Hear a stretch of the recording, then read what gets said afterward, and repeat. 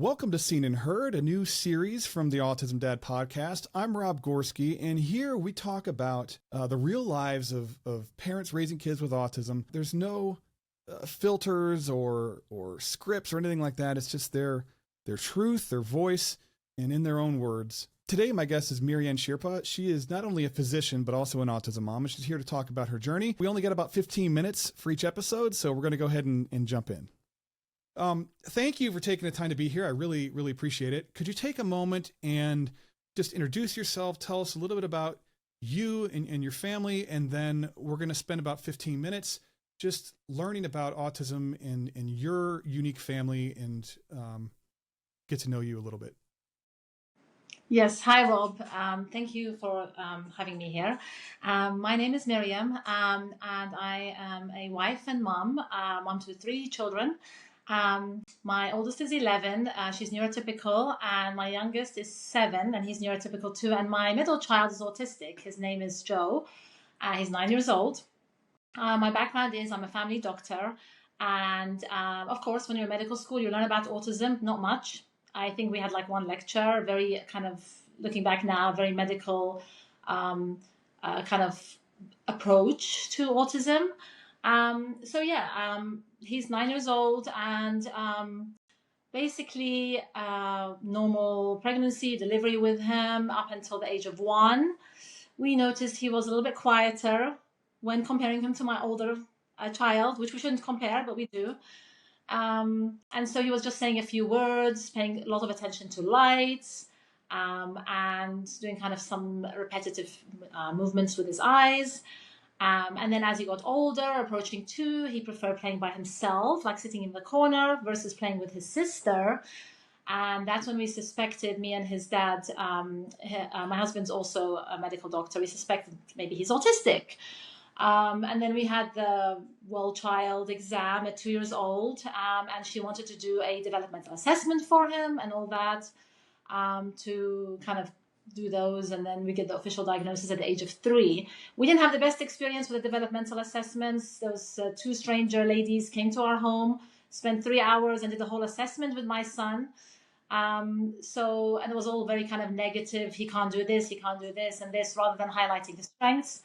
3 years old, we got the official diagnosis. Psychiatrist was wonderful. She was presenting the diagnosis to us in such a positive light. So we got the official diagnosis. We actually started ABA before the diagnosis, when he was 2.5, and we did speech therapy as well. And it's been a journey since then, doing different kind of therapies and things with him, and teaching his siblings about autism and trying to get it out there, kind of as much as we can from our own personal experience. So on a typical day, like, what does your day look like? Like, what's one challenge that your family faces every day or regularly? Yeah, so actually you said it there, regularly. So we have to try and maintain a regular schedule for him.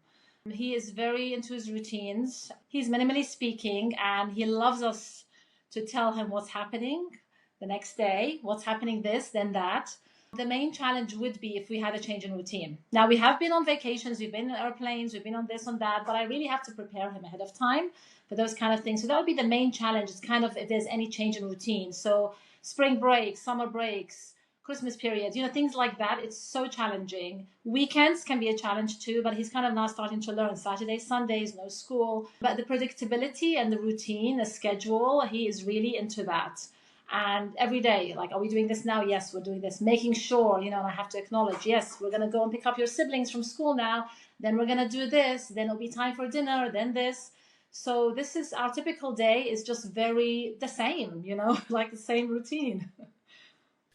Yeah. And it's sticking to that routine and ensuring that routine stays in place as much as possible. For people who don't live this life, it's really difficult to understand how impactful something as simple as what you're doing next is, right? So thank you for sharing that. What's a recent win that your family has celebrated? Big or small, doesn't matter, because like we celebrate all the wins here, right? So what's one that sticks out in your mind? So there's quite a few wins actually, and like you said, there's big wins, small wins, and progress is not linear. It kind of goes and comes and goes, and that's what we see. We see the shifts with him. Recently, I've got to say, it's his speech. Actually, we've seen, and we do notice that it's kind of like spiky, kind of. But recently, we've seen so much flexibility in his language and ability to even start conversations maybe with him as well. So that would be that's a kind of a big win actually for us. So yeah, I would say speech, which is the main thing we're working with him with. We have speech in school, we have private speech once a week. So that would be the biggest thing. Just him kind of expressing himself more, not just his needs, but his wants and his likes. So, and comments and things like that. And even we just had his recent IP meeting. His speech therapist has noticed that too. I would say the last few weeks, we've noticed kind of that improvement. Very cool. That's huge. So congratulations for that. That's pretty amazing. Can you describe your son to me? Can you describe your son to me? Like, what are some of the strengths? What are some of the challenges or needs? And like, what does autism look like in your house? Was he diagnosed level 1, 2, or 3? His psychiatrist didn't give us a level, to be honest. She said he had moderate autism. To be honest, whatever that means, like it's a circular spectrum, right? I mean, there's different strengths he has in areas, challenging areas. So yeah, I'll say maybe level 2, maybe going into 3. But his main strengths are he is very musical. He's very musically inclined. I don't know if that's also partly genetic, but I know lots of autistic children are, because his father is musical too. He just has perfect pitch. We have musical instruments all over the house, and his toys are musical instruments. So that's the first thing. And then the second thing I would say, he is he loves books, nonfiction books, and he's hyperlexic. So he learned to read by himself. During the COVID pandemic, when we were home, he just had the books and he started to read by himself. So that's when I learned about hyperlexia. So then, so that would be his two main strengths, especially nonfiction books. That's very cool. So the last two questions are similar, but we're going to talk about from different perspectives a little bit. As far as the outside world is concerned, like people outside of the autism community, what's one thing that you wish that the world better understood about your family and autism as it relates to your son? And do you feel seen and heard by the world around you? I guess, if that makes sense. There's a lot, actually, especially for the outside community, outside of autism. There is a lot to kind of learn. It's about the lived experience, whether you have an autistic child, autistic sibling, other autistic family members. It really, if you have an experienced family member, lived with a family member that's autistic, then it's kind of hard to know exactly what we go through, what we live with, the challenges, the needs. But the main thing I would say, and we never learn as family doctors, sometimes that's the first point of contact. When you go to a pediatrician, you get the diagnosis. The main thing is that you really have to trust the parents versus, what the therapists, yes, their input, of course, but really the parents, connection the parents have, what the parents says, what they think. And then also another thing I would say is regulation. Learning about regulation, about our nervous system. A child cannot learn if they're dysregulated. I feel like regulation first, and also the connection before that as well. So having a good, with the connection with the parent, the caregiver, the teacher, whoever it is, that builds regulation and goes on to, leading on to an effective treatment, learning, effective therapies and things like that. So that's why with ABA as well, speech therapy or any therapy, it's important to kind of click with the therapist. So that's kind of the first step. I think a lot of people outside the autism community don't understand that. Oh, just start the therapy, this and that. And, and making sure the parents are involved in the therapy too. They're watching and sitting in. Yeah. Do you feel seen and heard by the world around you outside of the community? The experience we've had so far, my child is still young. So the experience we've had so far is, I would say, maybe just with his school. His school has been great. He's still in elementary school. He's 3rd grade. And we're very lucky we happen to be in a good school that listens to the parents, are good communicators, really well involved in the IEP meeting. So far, yes, I have been seen and heard, and obviously passing on information with our close family members and all that, and educating about autism. So far, yeah, I feel seen and heard.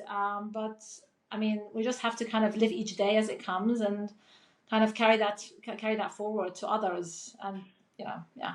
Okay. So what's something that you wish the autism community, like other families, other autism families in the community, better understood about your family, your life, the challenges that you guys face? And do you feel seen and heard by the autism community itself? First thing, it's important, we know the phrase like once you know one autistic child, you know one autistic child. So our children, they're autistic, they may be autistic, but they're very different still. There is some overlap of traits there, but sometimes we don't know what that parent is going through because I may not experience that totally, right? So it's important to be compassionate with that parent and to kind of acknowledge their feelings and, offer support where you can, offer a listening ear, especially you yourself being a parent to an autistic child. I think that would be great to build a community. And then just kind of go back and forth in conversation rather than just being attacking all the time, right? Because that's kind of the easy way nowadays. People just attack rather than listening and offering advice. So yeah, each child is different, whether they're autistic. The autistic children are very different from each other. So a lot of similarities as well that you can kind of help you to relate to one another as well. So yeah. And do you feel seen and heard by the autism community? Like you fit in, or like you belong, kind of? Yes, for the most part, yes. Okay, Kind of have good. this one thing in common. And so far, other parents and moms I've met, especially mothers, but other parents I've met and other relatives that say, oh, yes, I have a nephew that's autistic or a sibling that I think is autistic. And then you start a conversation. So that's really nice to have that. Yeah. Cool. All right. Well, I really appreciate your time, and thank you for giving us a glimpse into your life as an autism family and helping us understand that even more recent diagnoses are not always consistently given a level, which just adds more confusion to the mix. Because like there needs to be a standard. Yes. Yes. But yeah, I mean, you're doing a great job. Thank you for everything, and even your unique perspective as both a physician and a parent. I think is very insightful and will help a lot of people, both like parents and clinicians, to gain some perspective. So I really appreciate your time. Thank you very much.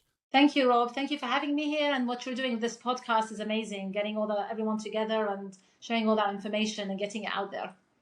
Well, thank you. I really appreciate that. Couldn't do it without you guys. So, thank you very much. Thank you. Before we go, I just want to take a quick second and say thank you guys for taking the time to tune in today. I really appreciate it. I am so excited about this new season and all the seen and heard episodes that you guys are going to have coming your way over the coming weeks. Good stuff, guys. So we will talk soon. Have a great week, and catch you later.